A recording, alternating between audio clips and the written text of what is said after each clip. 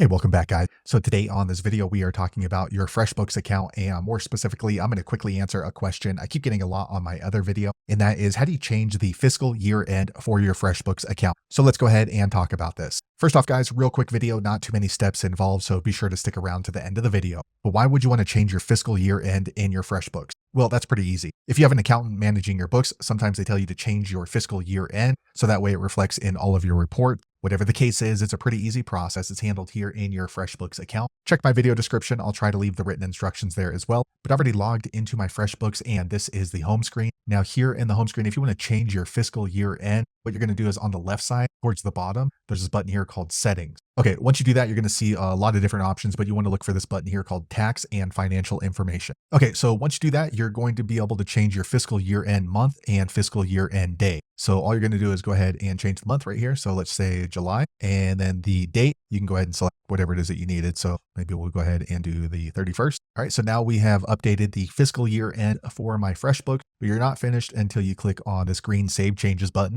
Once you do that, you should see this pop up, tax and financial information updated. So now all of my reports are going to reflect that new fiscal year end date. So there you have it, guys. If you're wondering how to change the fiscal year end date for your FreshBooks accounting, that's the easiest way I know how to do it. If you know an easier way, be sure to leave a comment below. Let the rest of us know how you did it. Hopefully you found that video useful. If so, click thumbs up or maybe consider subscribing to my channel, and I hope to see you on the next video. Thanks again for watching.